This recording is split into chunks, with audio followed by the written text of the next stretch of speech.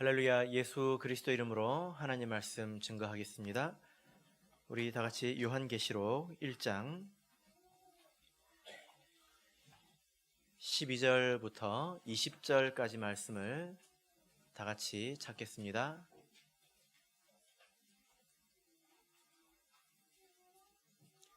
요한계시록 1장 12절에서 20절까지의 말씀을 저와 여러분이 한 절씩 교독하겠습니다. 12절. 몸을 돌이켜 나더러 말한 음성을 알아보려고 하여 돌이킬 때에 7 금촛대를 보았는데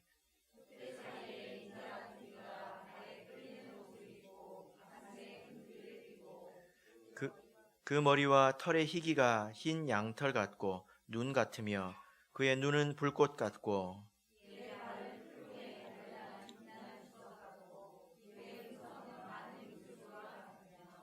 그 오른손에 7 별이 있고 그 입에서 좌우에 날선 검이 나오고 그 얼굴은 해가 힘있게 비치는 것 같더라.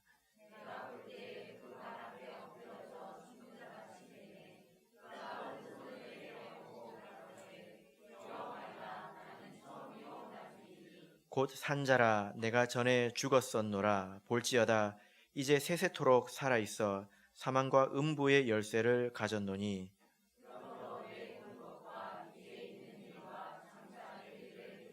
같이 읽겠습니다. 내 본 것은 내 오른손에 7 별의 비밀과 7 금촛대라. 7 별은 7 교회의 사자요 7 촛대는 7 교회니라. 아멘. 네, 오늘 이 시간은 7 금촛대를 보았는데 라는 제목으로 계시록의 말씀을 이어서 전하겠습니다. 지난 시간 9절부터 11절까지의 말씀을 통해서 사도 요한이 어떻게 요한계시록의 말씀을 전달하게 되었는지를 말씀드렸습니다. 특별한 것은 여기서 요한 사도가 자기에 대해서, 자기 자신에 대해서 아주 상세히 기록하고 있는데요.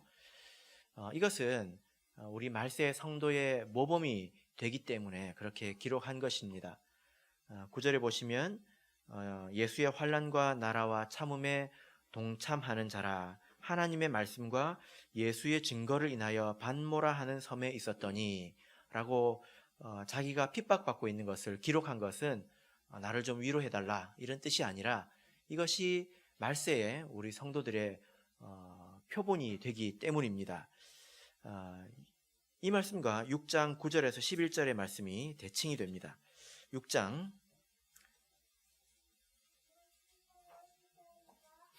9절에서 11절 여기 보면 말세의 성도들에 대한 모습이 나오는데요. 읽겠습니다. 시작.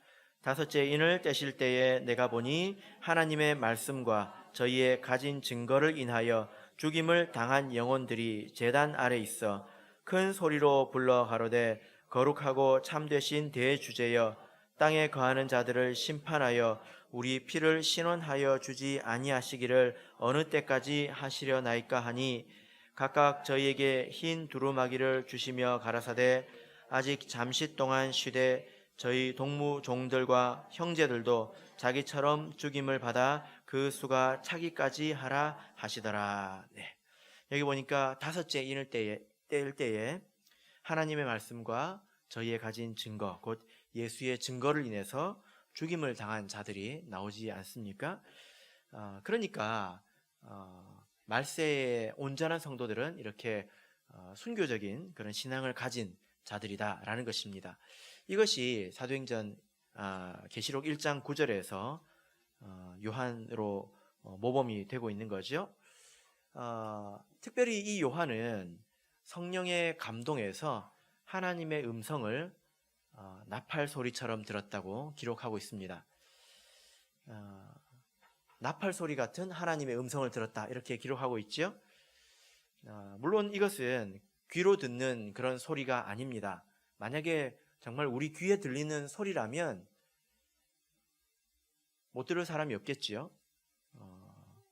이것은 무엇으로 듣는 걸까요?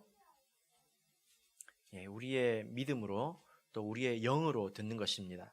예수님께서 이렇게 말씀하셨죠. 들을 귀 있는 자는 들을지어다, 이렇게 말씀하셨습니다. 이것은 우리의 믿음과 우리의 영으로 듣는 소리입니다. 그래서 어떤 사람은 동일한 곳에서 동일한 말씀을 듣고 신앙생활을 하지만 어떤 사람은 하나님의 음성을 듣고 어떤 사람은 하나님의 음성을 못 듣는 것입니다. 이런 아주 큰 차이가 있을 수 있죠. 열왕기상 19장을 보겠습니다.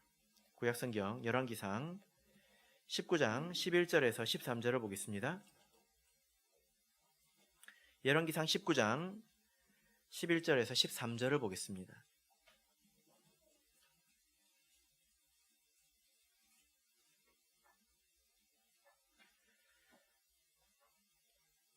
자, 11절에서 13절까지 같이 읽겠습니다. 시작. 여호와께서 가라사대 너는 나가서 여호와의 앞에서 산에 섰으라 하시더니 여호와께서 지나가시는데 여호와의 앞에 크고 강한 바람이 산을 가르고 바위를 부수나 바람 가운데 여호와께서 계시지 아니하며 바람 후에 지진이 있으나 지진 가운데도 여호와께서 계시지 아니하며 또 지진 후에 불이 있으나 불 가운데도 여호와께서 계시지 아니하더니 불 후에 세미한 소리가 있는지라 엘리야가 듣고 겉옷으로 얼굴을 가리우고 나가 굴 어귀의 섬에 소리가 있어 저에게 임하여 가라사대 엘리야야 내가 어찌하여 여기 있느냐. 우리가 하나님에 대해서 기대하는 바는 하나님께서 뭔가 대단한 모습으로 우리에게 드러내실 것이다. 병이 고쳐진다든지 아니면 아주 크고 놀라운 일이 있다든지 아니면 죄인이 팍 하고 쓰러진다든지 나쁜 놈들을 잡아가신다든지 우리에게 그런 기대가 있습니다. 그런 기대를 가지고 교회를 보니까 하나님이 보입니까? 안 보이죠?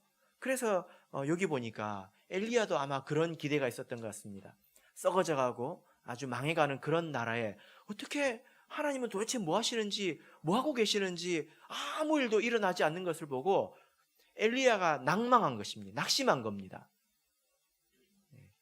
그래서 하나님께서 그를 광야에 세워놓고 아주 심한 바람도 불게 하시고 산을 가를 정도의 바람을 불게 하시는데 와, 저 정도면 저 안에 하나님이 있지 않을까 하고 들여봤더니 하나님이 없는 거예요. 그리고 지진이 일어났습니다. 대단한 지진이 일어났습니다. 저거는 하나님께서 일으키신 일이겠지, 그 속에 하나님이 있겠지 하고 보니까 하나님이 없는 것입니다. 큰 불이 났습니다. 그 속에 하나님이 있겠지 하고 봤더니 있습니까? 없어요. 어디에 하나님이 계셨습니까? 세미한 음성이라고 말하고 있습니다. 세미한 음성이라는 것은 들릴 듯 말 듯한 그런 음성 가운데 하나님이 계시다라는 거예요. 그러니까 하나님의 그 음성, 이것을 듣는 데는 들을 귀가 필요하다는 것입니다. 지금도 하나님께서 말씀하시지 않을까요? 오늘도 나에게 말씀하시지 않았을까요? 들을 귀가 있어야 그것을 듣게 되는 것이다 라는 겁니다. 마지막 시대에 이 우리 말세의 성도들, 사도 요한으로 대표되는 우리 마지막 성도들은 고난받는 자들입니다. 그러나 그 가운데서 하나님의 음성을 듣고 마음의 깊은 평안을 누리는 자들이다 라고 말할 수가 있다라는 거죠. 오늘 본문의 말씀으로 다시 돌아오겠습니다. 12절을 읽겠습니다.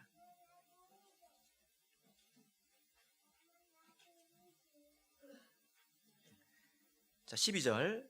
이제 사도 요한이 이제 들은 것뿐만이 아니라 이제 본 것입니다. 12절 읽겠습니다. 시작. 몸을 돌이켜 나더러 말한 음성을 알아보려고 하여 돌이킬 때에 7 금촛대를 보았는데, 요한이 그 하나님의 나팔 소리처럼 큰 소리가 났을 때에, 음성이 들렸을 때 뒤를 돌아봤습니다. 몸을 돌이켜서 그 뒤에 있는 환상을 보았죠. 이 환상의 제목이 무엇일까요?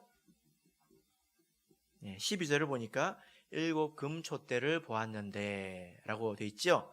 그래서 이 환상의 제목을 붙여보자면 7 금촛대의 환상, 이렇게 말할 수가 있겠습니다.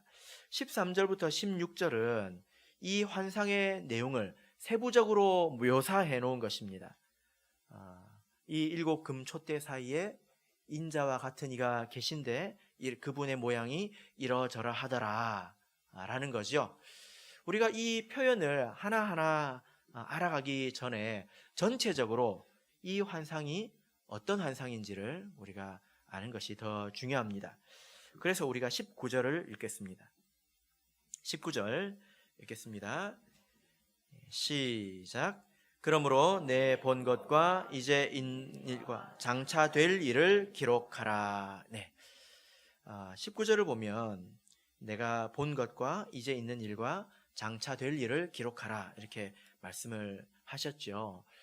이 말씀은 원문 성경을 보면 이것을 세 가지로도 볼 수 있고 두 가지로도 볼 수 있습니다.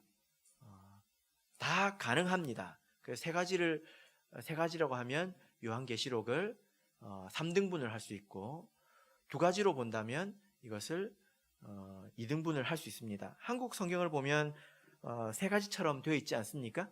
그죠? 첫 번째는 내 본 것, 두 번째는 이제 있는 일, 세 번째는 장차 될 일을 기록하라. 이게 요한계시록이라는 거예요. 그런데 이분법은 네가 본 것, 이것은 네가 본 것이 무엇입니까? 이제 있는 일, 그리고 장차 될 일이라는 것입니다. 우리 참예수교에서는 이분법을 받아들이고 있습니다. 왜냐하면 요한계시록의 내용은 사실 사도 요한이 전체가 다 본 것입니다. 4장 1절을 한번 보실까요?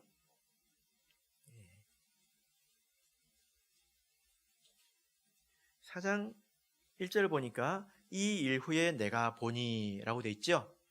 사도 요한이 뭔가를 봤다는 것입니다. 그 다음에 5장 1절을 보십시오. 내가 보매 라고 되어 있죠. 내가 또 뭘 봤다는 겁니다. 다른 어떤 모양을 봤다는 거예요. 6장 1절을 보실까요? 뭐라고 되어 있습니까? 내가 보매. 7장 1절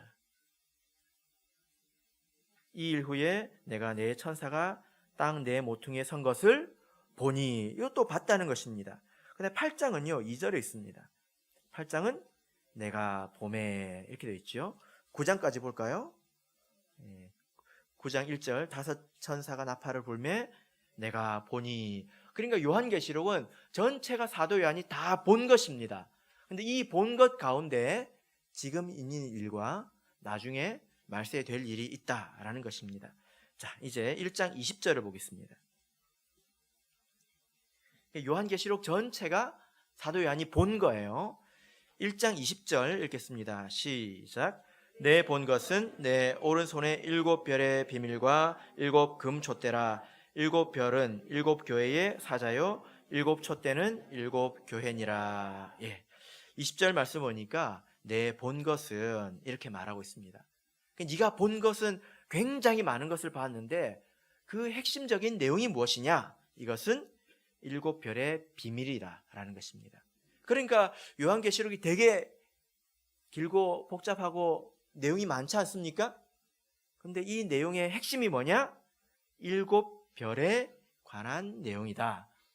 그런 7별에 관한 비밀들이 기록된 것이다 라는 것입니다. 그리고 7금 촛대에 관한 것이다 라는 거죠. 자, 그러면 여러분 여기서 7별은 무엇을 말할까요? 우리가 읽었습니다. 7별은 무엇을 말하죠? 7교회의 사자, 그리고 7 촛대는 7 교회를 말합니다. 그러니까 어려운 게 아니에요. 그러니까 사도 요한이 본 것은 7별과 7 촛대에 관한 내용인데 7 촛대는 교회를 말하는 것이고 7별은 7 교회의 사자, 곧 이것은 성도들을 말합니다.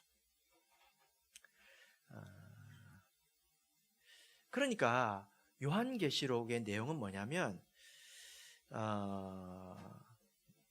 요한계시록의 주제가 뭐냐면 교회와 성도들이 앞으로 어떻게 되어갈 것이냐라는 겁니다. 교회와 성도들에게 하나님의 계획이 있지 않겠습니까? 여러분들도 세상 사람들 보니까 자녀를 낳으면 뭐 이렇게 키워야지 해가지고 계획을 막 세우지 않습니까?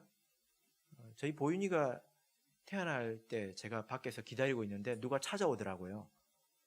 근데 누가 찾아왔을까요?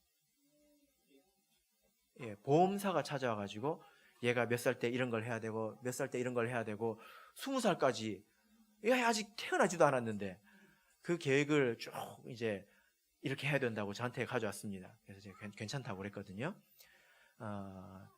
하나님께서 우리에게 그런 계획이 있으시다는 거예요. 우리 교회에도 앞으로 될 일들이 있고 우리 성도들도 앞으로 가야 될 길이 있다라는 것입니다. 그것에 관한 내용이다라는 것입니다. 이 핵심을 잘 잡지 못하면 앞으로 요한계시록을 배우다 보면 이런 내용 저런 내용이 나오는데 혼동하게 됩니다. 세상이 이렇게 돌아가고 또 마귀는 저렇고 이런 내용들이 막 나오는데 우리의 호기심을 자극할 만한 내용들이 많이 나옵니다. 그러나 그 모든 것들은 사실은 다 부수적인 것들이고 그것을 통해서 하시고자 하는 말씀이 뭐냐? 교회가 이렇게 될 것이다. 그리고 성도들이 이렇게 될 것이다. 라는 내용이 바로 핵심이다라는 거예요. 그래서 우리가 핵심을 놓치면 안 되겠죠? 그죠? 자, 이제 우리 7 촛대의 환상을 보겠습니다. 자, 그래서 12절을 다시 볼까요? 몸을 돌이켜 나더러 말한 음성을 알아보려고 할 때 돌이킬 때에 7 금촛대를 보았는데 7 금촛대를 보았습니다. 그런데 이 금촛대는 사실상 무엇을 말하는 겁니까? 아까 금촛대가 뭐라고 그랬습니까? 교회라고 했잖아요. 교회를 봤다는 것입니다. 사도의 눈에는 촛대가 보였겠지만 그것은 무엇을 말하는 겁니까? 교회를 상징하는 것입니다. 왜 금촛대로 교회를 상징할까요? 여러분, 촛대는 어디에 쓰이는 겁니까? 촛대 언제 씁니까? 우리 아이들은 생일날에요. 그럴 것 같아요. 촛대는 왜 씁니까? 밝히기 위해서 쓰지 않습니까? 빌립보서 2장을 보겠습니다. 빌립보서 2장 15절을 보겠습니다. 빌립보서 2장 15절을 다 같이 보겠습니다.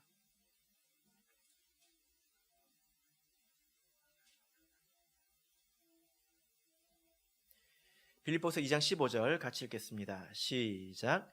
이는 너희가 흠이 없고 순전하여 어그러지고 거스리는 세대 가운데서 하나님의 흠 없는 자녀로 세상에서 그들 가운데 빛들로 나타내며, 너희가 교회를 말합니다. 교회가 곧 이 세상의 빛이다라는 겁니다. 형광등이 없으면 어떤 일이 생길까요? 형광등이 없으면 형광등을 볼 수가 없죠. 그 말이 아닙니다. 형광등이 없으면 아주 간단합니다. 지금 불을 꺼보면 됩니다. 어떻게 될까요? 여러분들이 제 얼굴을 볼 수가 없을 것입니다. 이게 형광등의 목적이죠. 이 형광등을 쳐다보라고 있는 게 아닙니다. 우리가 서로를 보게 만드는 거죠. 이게 빛의 역할입니다. 교회는 이 세상의 빛이다 라고 할 때 교회가 막 빛나고 찬란하다 그 뜻이 아닙니다. 그 뜻이 뭘까요? 교회가 없으면 이 세상 사람들이 하나님을 볼 수가 없다는 거예요. 이 세상 사람들이 어디에 가서 하나님을 깨닫고 하나님을 알 수 있겠습니까? 교회가 없으면 하나님을 알 수 있는 방법이 없습니다. 우리 성도들은 어떻게 이 세상 사람들로 하나님을 보게 해야 될까요? 우리가 빛이 되면 되죠. 우리가 어떻게 해야 빛이 됩니까? 성형수술을 하고 화장을 잘하고 그러면 막 빛나죠. 옷을 100만 원짜리 입고 그러면 빛나죠. 그렇지 않습니다. 마태복음 5장을 보겠습니다. 마태복음 5장 14절에서 16절을 보겠습니다.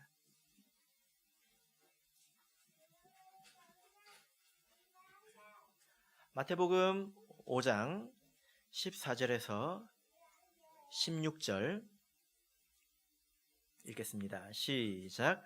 너희는 세상의 빛이라. 산 위에 있는 동네가 숨기우지 못할 것이요 사람이 등불을 켜서 말 아래 두지 아니하고 등경 위에 두나니 이러므로 집안 모든 사람에게 비치느니라. 이같이 너희 빛을 사람 앞에 비치게 하여 저희로 너희 착한 행실을 보고 하늘에 계신 너희 아버지께 영광을 돌리게 하라. 네. 여기 보니까 답이 아주 분명하게 있죠. 너희는 세상의 빛이라. 그래서 하나님을 보게 해야 된다는 겁니다. 어떻게? 예, 너희 빛을 사람 앞에 비추게 해라. 어떻게? 너희 착한 행실을 보게 하라. 여러분이 착하게 살면요, 옆 사람이 생각합니다. 뭐라고 생각할까요? 그건 이제 2번이고요. 1번 있습니다. 무슨 꿍꿍이 속이 있을 거야. 예, 이게 1번입니다. 뭔가 계산이 있겠지. 이게 1번이에요. 이유 없이 저러겠어? 이게 1번입니다. 그런데 조금 지내보면 이유가 없이 저 사람은 저러는구나, 이걸 알게 됩니다. 그럼 도대체 저 사람은 왜 저럴까? 궁금하겠죠? 예. 안 궁금할까요? 궁금해합니다. 예. 그래서 저 사람 도대체 어떤 사람이지? 하고 이제 밥 먹을 때 기도하는 걸 봐요. 하나님을 믿는 사람이구나. 그러면서 그 사람을 보고 하나님을 생각하게 됩니다. 그 사람이 받는 은혜, 그리고 그 사람의 마음의 평안, 이것을 보고 하나님을 향해서 좋은 마음을 가지게 됩니다. 이것을 통해서 하나님을 사람들에게 보여줄 수 있다라는 거죠. 그러니까 우리가 잘 살아야 돼요. 우리가 하나님을 오히려 가릴 수도 있습니다. 밥 먹는데 분명히 기도했는데 술을 되게 잘 마시대. 그러면 하나님 믿어봐야 하나님은 없는 거야. 저 기도하는 사람도 교회 다니는 사람도 저러는데 하나님 믿겠어. 이제 그러겠죠. 예, 그건 우리가 조심해야 되는 것입니다. 우리가 세상을 살면서 하나님께 영광이 되는 그런 일을 해야 되겠죠. 요한복음 13장 35절을 보면 너희가 서로 사랑하면 이로써 모든 사람이 너희가 내 제자인 줄 알리라, 이렇게 말씀하셨습니다. 우리가 하나님 믿는 사람답게 살면 알게 된다라는 것입니다. 만약에 우리가 이 본분을 다 하지 못하면 어떻게 될까요? 요한계시록 2장을 보겠습니다. 우리가 하나님을 잘 드러내지 못하고 우리의 빛을 비치지 못하고 그리고 우리가 서로 사랑하지 않는다면 어떤 일이 생길까요? 요한계시록 2장 4절에서 5절을 보겠습니다. 읽겠습니다. 시작. 그러나 너를 책망할 것이 있나니 너의 처음 사랑을 버렸느니라. 그러므로 어디서 떨어진 것을 생각하고 회개하여 처음 행위를 가지라. 만일 그리하지 아니하고 회개치 아니하면 내가 내게 임하여 내 촛대를 그 자리에서 옮기리라. 예. 처음 사랑을 너희가 버렸다. 그것을 빨리 회복해라 라는 겁니다. 만약에 그렇지 않다면 어떻게 한다고 말하고 있습니까? 촛대를 옮긴다는 거예요. 이 촛대는 교회됨을 말하는 것입니다. 촛대를 옮긴다고 하는 것은 무엇을 말합니까? 교회로서의 생명력을 잃어버린다는 것입니다. 교회로서의 지위가 사라진다는 거죠. 그래서 우리 교회는 마땅히 빛나야 되기 때문에 이 세상 사람들로 하여금 하나님을 보게 해야 합니다. 여러분, 그래서 스스로 우리 성도님들 가운데 이런 믿음이 있어야 합니다. 저 세상 사람들이 하나님을 모르잖아요? 그죠? 모르잖아요? 근데 우리 교회에 오면 하나님을 알 수 있다. 이 믿음이 여러분들에게 있어야 합니다. 그래야 전도할 수 있을 겁니다. 근데 내가 못 보는데, 세미한 음성 가운데 하나님 음성을 듣지 못하고, 이 환상도 이 눈으로 보는 거겠습니까? 아니겠죠. 이것도 영적으로 보는 것입니다. 이것을 우리 교회 가운데서 보지 못한다면 우리가 마음이 메마를 겁니다. 하나님이 어디 있어? 세상 사람들 말로 표현하자면 귀신은 뭐하노? 저 인간 안 잡아가고 똑같은 생각을 하는 거예요. 하나님 없어요.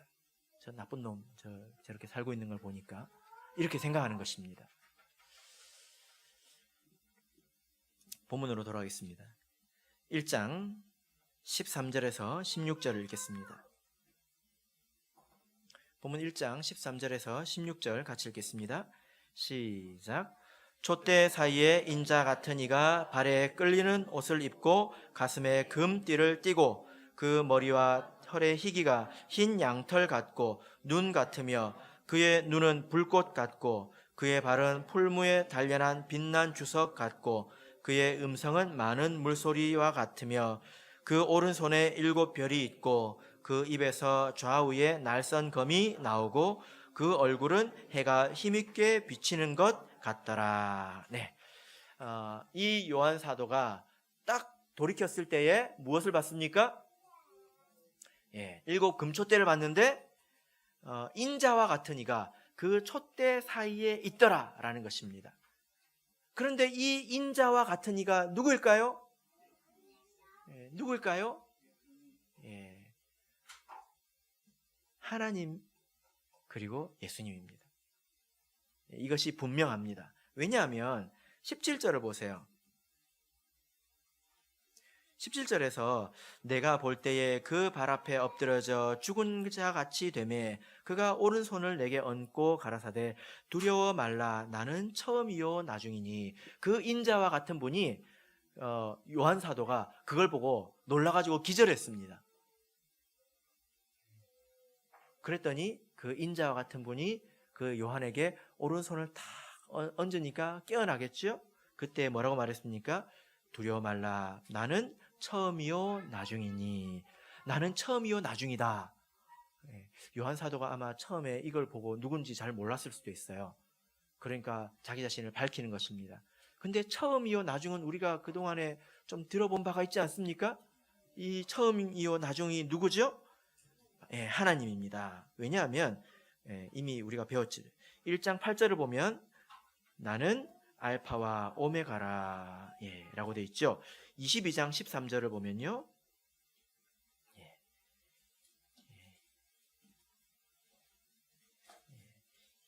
22장 13절을 보면 나는 알파와 오메가요 처음과 나중이요 시작과 끝이라 이렇게 말하고 있습니다.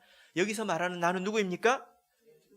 1장 8절을 보세요. 주 하나님이 가라사대 나는 알파와 오메가라.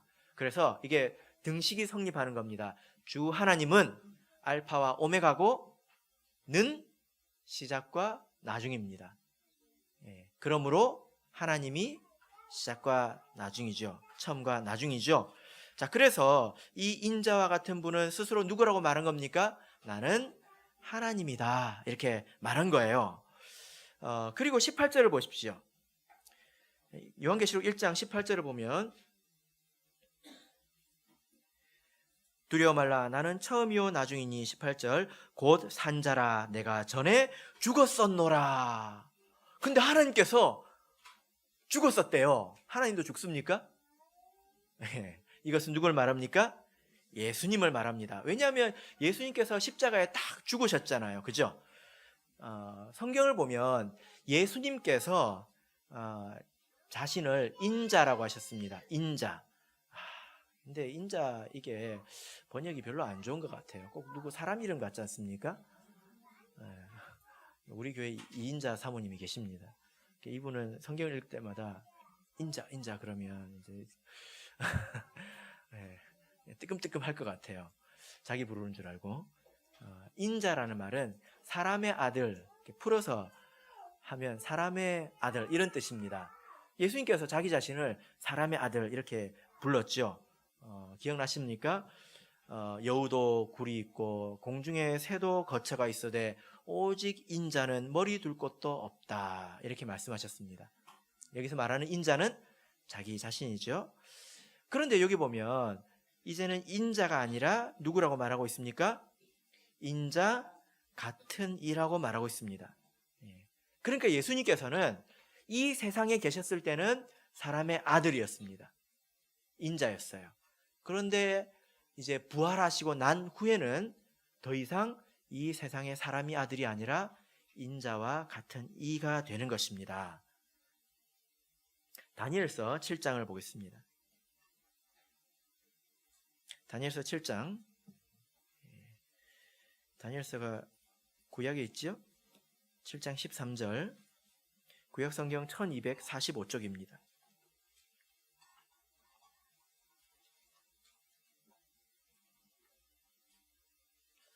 다니엘서 7장 13절, 14절 보면 우리가 이해할 만한 표현이 나옵니다. 다니엘이 이상을 보았는데요. 같이 읽겠습니다. 시작. 내가 또 밤 이상 중에 보았는데 인자 같은 이가 하늘 구름을 타고 와서 옛적부터 항상 계신 자에게 나와 그 앞에 인도되매 그에게 권세와 영광과 나라를 주고 모든 백성과 나라들과 각 방언하는 자로 그를 섬기게 하였으니 그 권세는 영원한 권세라 옮기지 아니할 것이요 그 나라는 패하지 아니할 것이니라. 지금 다니엘이 이상을 보았는데 누가 구름을 타고 와요. 성경 안에 구름 타고 오는 분이 누굽니까? 예수님이에요. 근데 언제 구름 타고 옵니까? 밥 먹을 때 오십니까? 맞습니다. 예수님께서 언제 구름 타고 오십니까? 재림할 때 구름 타고 오십니다. 그래서 이 환상은 다니엘이 예수님의 재림에 대해서 환상을 본 거예요. 그런데 이 예수님을 뭐라고 표현하고 있습니까? 인자 같은 이라고 표현을 하고 있죠. 그래서 이후의 내용을 보면 예수님께서 재림하셔서 천국을 이루시는, 영원한 천국을 이루시는 그런 말씀입니다. 자, 그러니까 사도 요한이 눈으로 딱 본 건 뭡니까? 촛대 사이에 인자 같은 분이 있는 거예요. 그걸 봤습니다. 이 사이라고 하는 이 말은 촛대가 7개가 있어요. 그럼 첫 번째, 두 번째 사이에 있을까요? 두 번째, 세 번째 사이에 있을까요? 그렇게 생각할 수 있겠죠? 근데 이것은 그 가운데 있다는 뜻입니다. 원문을 보면 메소스라고 되어 있는데 이 단어는 가운데라는 뜻입니다. 그러니까 촛대가 삥 둘러 있지 않을까요? 그 가운데 하나님이 딱 계시는 것입니다. 그래서 요한 사도가 본 것은 7 금촛대에 인자 같은 이가 계신 것인데 이것을 이제 우리가 이해하고 보니까 이것은 무엇을 봤다는 겁니까? 교회에 하나님이 그 가운데 계시다, 이걸 본 것입니다.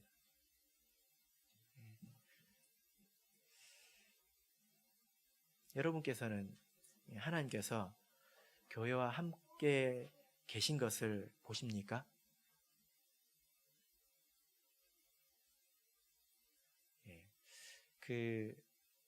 보는 사람들은 제가 볼 때 보는 것 같아요.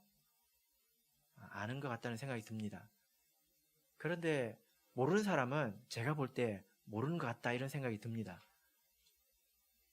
여러분들도 다 아실 거예요. 스스로 생각을 해보자라는 것입니다. 이것은 눈으로 보는 게 아닙니다. 우리가 이상한 기대를 가지고 교회를 보면 보이지 않습니다. 나팔 소리처럼 이것은 영적으로 보는 것입니다. 우리가 어떻게 해야 이것을 볼 수 있을까요?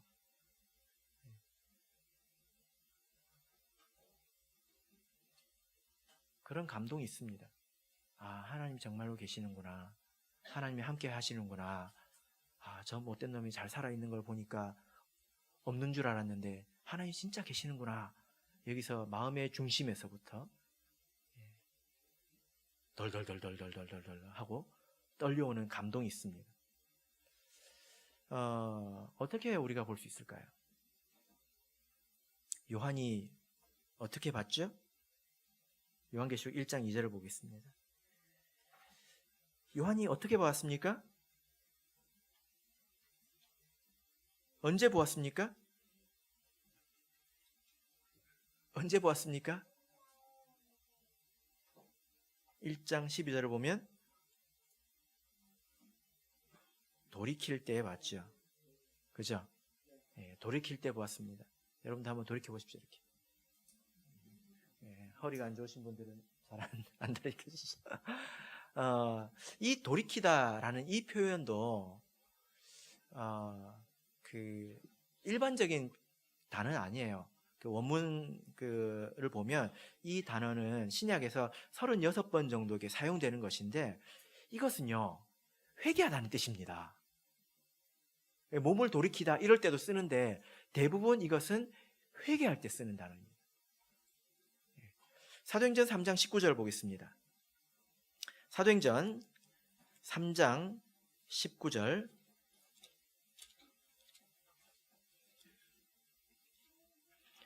사도행전 3장 19절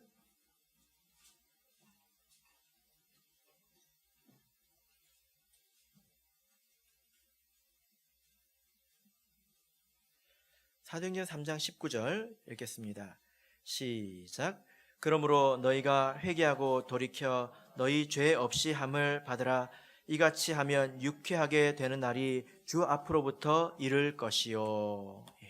여기 보면 회개하고 돌이켜 이렇게 말하고 있지 않습니까? 여기 쓰인 단어와 동일한 단어입니다.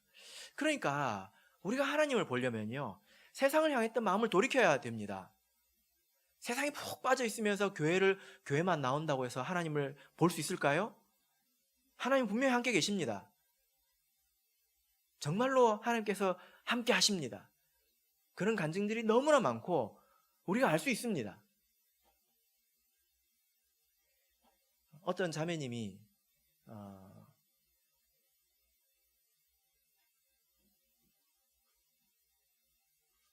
이제 다른 아는 동생을 전도를 했는데요. 그 딸에게 병이 있었습니다. 그런데 병이 잘 고쳐지지 않았어요. 그래가지고 우리 교회 가서 기도하자 이렇게 해서 교회 와서 기도를 했습니다. 간절히 기도했겠죠. 하나님을 얼마나 알겠습니까? 근데 간절히 기도는 했을 것입니다. 그런데 이분이 교회에 나오게 된 계기가 있었어요. 뭐냐면 이분이 그 교회에 나오고 기도하는데 이제 대학병원을 가는 날짜를 잡아놓고 이제 가기 전날이었습니다. 근데 이제 구도자가 꿈을 꿨습니다. 근데 그 꿈에서 의사가 어떻게 저렇게 생긴 의사가 와가지고 안경도 이렇게 쓰고 와가지고 이러하니 괜찮을 겁니다 하고 이야기를 하더래요. 그래가지고 이제 어쨌든 꿈이라도 기분 좋지 않습니까? 근데 그 다음날 병원 가지고 깜짝 놀란 겁니다. 똑같이 생긴 사람이 나온 거예요. 똑같이 생긴 사람이 나와가지고 어땠을까요? 똑같이 말한 거예요. 그래가지고 그 자매님이 믿음을 가지게 됐습니다. 교회 와서 이제 세례를 받고 성령을 받고 자식들도 다 거듭나고 지금은 남편도 세례를 받고 성령을 받았습니다. 이것을 옆에서 전도하던 자매 입장에서 한번 생각해 보십시오. 한 사람을 전도하기 위해서 쭉 기도할 때 하나님께서 도와주시기를 구하지 않았겠습니까? 마음속에 뭐가 있겠습니까? 누가 하나님이 없대. 그렇게 말하지 않겠습니까? 물론 이것은 한 특별한 얘기긴 하지만 우리가 전심으로 하나님을 사랑하고 세상에서 돌이켜서 세상에 담궜던 발을 빼고 신앙생활을 하면 하나님은 다 볼 수 있습니다. 그때 보이는 하나님의 모습이 어떨까요? 이것이 13절부터 16절까지 있는 모습이겠죠. 우리 교회 가운데서 보이는 하나님 모습이 어떤 모습일까요? 주머니에 손 넣고 계실까요? 누워서 쿨쿨 주무시고 계실까요? 그렇지 않습니다. 13절부터 16절을 보면 발에 끌리는 옷을 입고 가슴에 금띠를 띠고 그 머리와 털의 희기가 흰 양털 같고 눈 같으며 그의 눈은 불꽃 같고 그의 발은 풀무에 단련한 빛난 주석 같고 그의 음성은 많은 물소리 같으며 그 오른손에 7별이 있고 그 입에 좌우에 날선 검이 나오고 그 얼굴은 해가 힘있게 비치는 것 같더라. 이것은 눈에 보이는 것으로 이렇게 이제 그려놓은 것이지만 여러분들께서도 집에 가서 이걸 보고 그림으로 한번 그려보십시오. 이 모습을 한번 그려보십시오. 우리 그림을 잘 그리시는 우리 박순희 자매님 한번 그려보시기 바랍니다. 근데 이것은 정말로 하나님이 이렇게 생겼다는 게 아니라 하나님에 대한 그런 감동, 하나님은 이런 분이구나 라는 그런 큰 마음속에 그 감동이 있지 않습니까? 하나님에 대한 깨달음이 있지 않습니까? 그것을 시각적으로 표현한 거예요. 이것은 성경 안에 다 구절구절 배경이 있습니다. 그런 구절을 한 구절 한 구절 다 찾으면 되게 시간이 많이 걸리겠죠? 그래서 제가 간단하게 말씀을 드리겠습니다. 핵심은 하나님께서 우리와 함께 계신다는 거예요. 발에 끌리는 옷을 입었다라고 하는 것은 이것은 제사장의 옷입니다. 그래서 하나님께서 제사장의 일을 하고 있다는 거죠. 예수님께서 우리와 하나님 사이를 돕고 계신다는 것입니다. 그리고 가슴에 금띠를 띄었다는 것은 왕이라는 것입니다. 우리가 교회에서 느껴지는 하나님의 모습은 초라하지 않고 존귀하고 위엄이 있다는 것입니다. 그리고 머리는 흰 양털 같고 눈과 같습니다. 우리가 느끼는 하나님은 성결하다는 거예요. 더러운 사람들은 가까이 가기 힘들다는 것입니다. 이걸 알게 됩니다. 깨끗한 자를 가까이 하신다는 걸 알게 됩니다. 그리고 눈은 불꽃 같습니다. 이건 뭘까요? 꿰뚫어 보신다는 거예요. 하나님이 내 마음을 아시는구나. 그래서 지금 내 생각을 읽는 것처럼 저렇게 말씀을 주시는구나. 이걸 알게 됩니다. 그리고 발은 풀무에 단련한 빛난 주석 같다. 이것은 성경 안에서 이 발은 사단을 밟는 역할을 합니다. 그래서 우리도 발로 사단의 머리를 밟아야 되죠. 그런데 발이 예를 들어 푸딩 같은 발이면 어떻게 되겠습니까? 뱀을 콱 밟았는데 우리 발이 이렇게 푸딩 같고 두부 같으면 어떻게 되겠습니까? 순두부 같으면 우리 발이 문드러지겠죠. 근데 발이 아주 단련한 빛난 주석입니다. 쇳덩어리입니다. 뱀을 탁 밟으면 어떻게 될까요? 뱀이 찍소리도 못하고 짜부러지겠죠. 이것은 능력을 말합니다. 우리가 하나님을 볼 때 하나님은 능력이 있다. 이걸 알게 됩니다. 하나님 정말로 능력이 있습니다. 그리고 많은 물소리 같은 음성, 이것은 위엄 있고 능력 있는 음성으로 다가오신다라는 거죠. 하나님에게는 위엄이 있다는 겁니다. 여러분 혹시 나이아가라 폭포, 이과수 폭포 이런 데 가보셨습니까?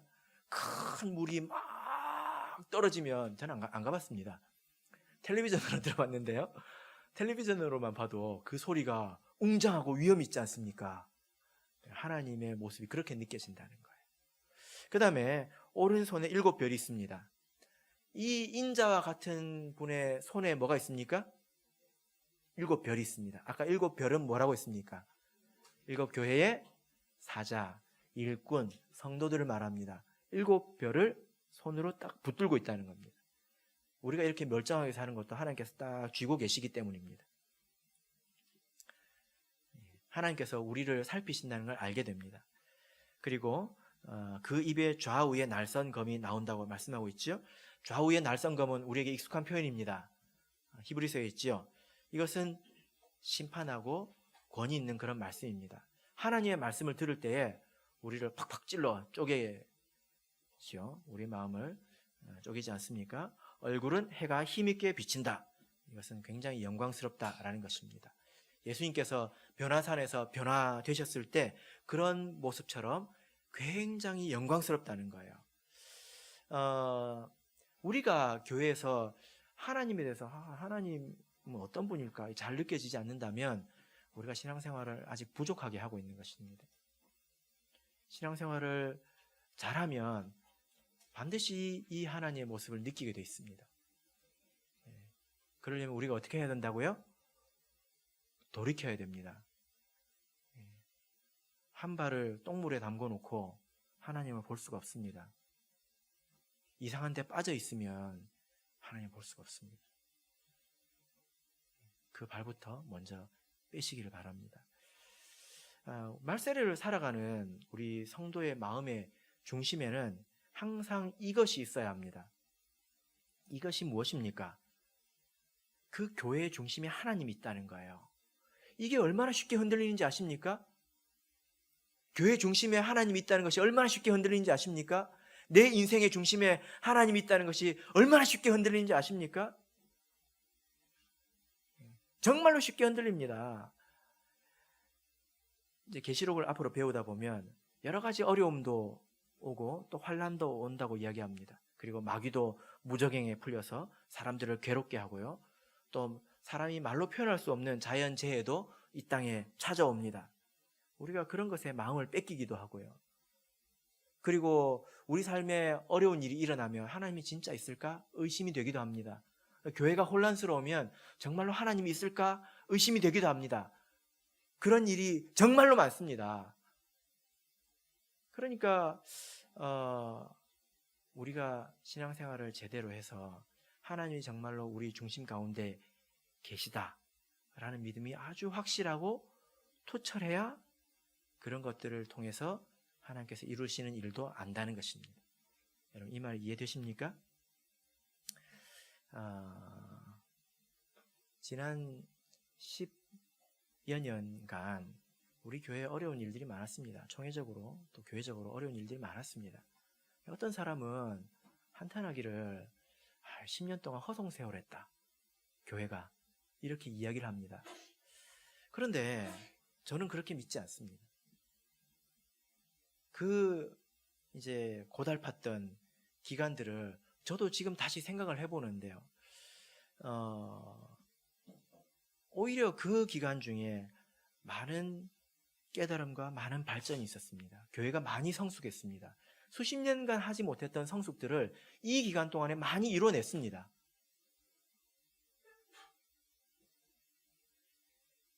그래서 우리 성도님들도 보이는 것에 속지 마십시오. 신앙생활을 잘하면 하나님이 보입니다. 눈에 보이는 것에 의지해서 판단한다면 그리고 내 마음이 식어지겠죠. 세상으로 내 마음이 조금씩 갈 겁니다. 그러면 하나님은 더 보이지 않습니다. 하나님의 음성이 더 들리지 않습니다. 그렇게 변화하게 되는 거죠. 하나님은 여전히 우리 가운데 계십니다. 말씀하시고 우리 가운데 자기를 드러내고 계십니다.